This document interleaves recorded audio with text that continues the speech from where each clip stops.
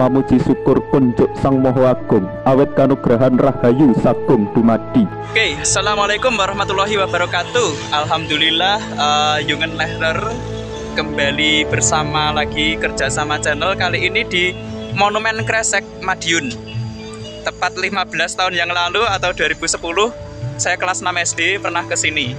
Yuk kita lihat Monumen Korban Keganasan PKI tahun 48. Waktu itu berdirinya negara Republik Soviet Indonesia di wilayah Madiun dan sekitarnya. Di sini ada 17 korban yang tercatat dan korban paling banyak justru di wilayah Magetan. Oke, dan di sini ada pendopo ya. Ini dulunya adalah bekas rumah warga yang dijadikan markas PKI, jadi tempat korban-korban itu dibunuhnya di sini.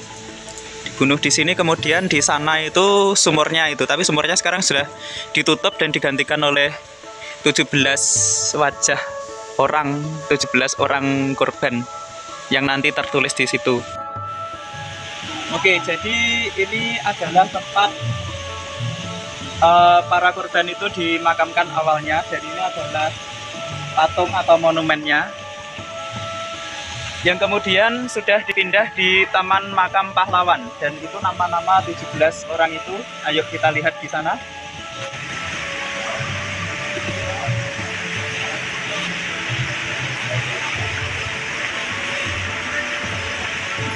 Sebuah kenangan juga 15 tahun yang lalu, itu kelompok saya memenangkan outbound di penulisan sejarah. Iya. Ya, jadi ada tugas beberapa soal waktu itu dari guru pendamping ya. Kelompok saya itu sampai naik turun dari puncak tertinggi sampai ke sini. Dari puncak tertinggi sampai ke sini, balik lagi ya. Nanti di sana ada relief. Jadi kelompok kita itu nulis yang tergambar dari relief itu, kemudian mencatat nama-nama ini. Jadilah kelompok kami juara 1. Asik tuh, tangan dong.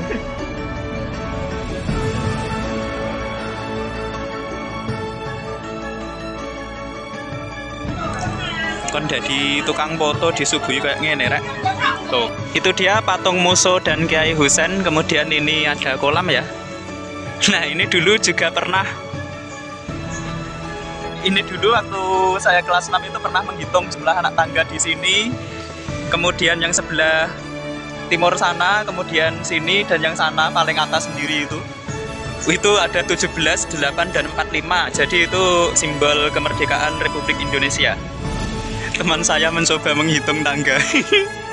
Kalau dulu zaman kita kelas 6 itu ya yes, kurang dipageri ada perosotan rono sur jenenge bocah. Nah, ini adalah patung anyak-anyak anak-anak sekolah rakyat yang menuntut pembebasan wilayah Madiun dari Republik Soviet. Karena waktu itu Indonesia mendapat 2 serangan sekaligus, tidak hanya dari agresi militer Belanda, tapi juga ternyata Belanda itu membebaskan tahanan FDR, Front Demokratik Rakyat atau PKI. Dibebaskan kemudian dipersenjatai. Wah, jadi nek saya ngomong agresi militer itu tindakan polisionil, wah kudu moro neng Madiun nek ra neng Magetan ya, tak kongkon maca buku lubang-lubang pembantaian. Oke? Ya, sampailah kita di puncak teratas dari Monumen Kresek. Itu dia wajah Muso, sang Presiden Republik Soviet Indonesia. Dulu kita sempat penasaran itu patung terbuat dari apa, atau batu atau apa.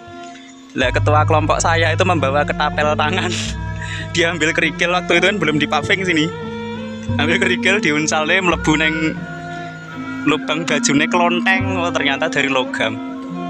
Ini Muso sama Kiai Husein. Dia adalah seorang kiai sekaligus anggota DPRD Madiun. Tanggal 18 Oktober atau September itu, kalau nggak salah, nanti kita lihat lagi di bukunya. Itu sudah berdiri Republik Soviet Indonesia, tepatnya di Madiun. Nah, jadi di negara kita itu sempat ada 2 negara, yaitu Republik Indonesia Serikat dan juga Republik Soviet Indonesia. Waktu itu Muso baru pulang dari Rusia dan memiliki orasi yang baik sehingga disebut-sebut sebagai Nabi Muso. Tapi akhirnya dia mati di toilet umum. Nah, jadi ini ceritanya agresi militer Belanda ini. kemudian mendapatkan serangan dari divisi Diponegoro atau Satuan Tempur Jawa Tengah. Nah sementara ini ternyata londo-londo yang bebas PKI disenjatai, akhirnya yang melakukan penyerangan pada FDR itu adalah dari divisi Siliwangi yang melakukan long march dibantu dengan divisi Brawijaya dari Jawa Timur. Yang Siliwangi dipimpin oleh Kolonel Sadikin, kemudian yang dari Jawa Timur oleh Kolonel Sugiono. Sungkono, Kolonel Sungkono. Ini penyiksaannya seperti itu, digantung, digeraji macem-macem, dicencang pakai. Ini kalau PKI kan? Ya, dicencang pakai bambu. Ya kan? Pakai ikatan bambu ini diinterogasi, kemudian sampai pengurungan dan pembebasan.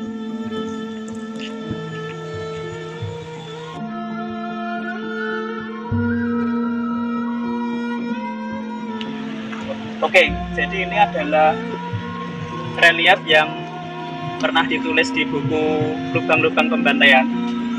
Ini pabrik gula Rejosari yang ada di Magetan dan berbatasan juga dengan Madiun.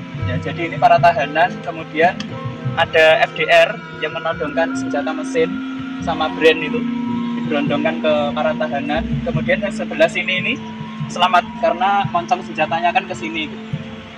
Kemudian setelah kondisi sepi, dia berdiri, darah itu sudah menggenang sampai di atas mata kaki, kemudian dia berhasil keluar dengan selamat dan melaporkan kepada petugas berwajib. Dan dari situlah cerita itu bisa kita kenang.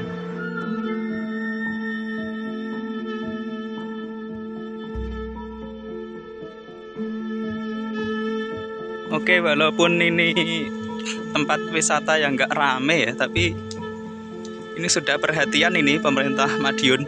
Tuh, dibangun yup-yupan di puncak ketiga. Yang sebelumnya nggak ada, hanya di lantai dasar atau tingkatan pertama dari perbukitan ini. Sekarang sudah ada yup-yupan nih. Oke, sesuai janji saya tadi ya. Jadi ini tulisan teman saya, namanya Ranggi. Nah, ini nama-nama orang yang ada di monumen tadi. Kemudian ini lokasinya dan juga tahun selesai dibangunnya monumen Kresek. Ini kisah yang di relief itu sempat beberapa kali di revisi. Ini revisi Pindo, ini revisi juga, sampai ditulis ulang oleh si ketuanya ini, Mas Wawan. Oke, ini nama saya. Yang ini jenenge anyak-anyak. Kita tutupi sandi rahasia. Ini dapat nilai A+ ya dari Bos Gunawan, sang pendamping waktu kegiatan itu, karena saking semangatnya kelompok kami. Buku bahasa Inggris wali kelas Bu Siti Nurhayati almarhum.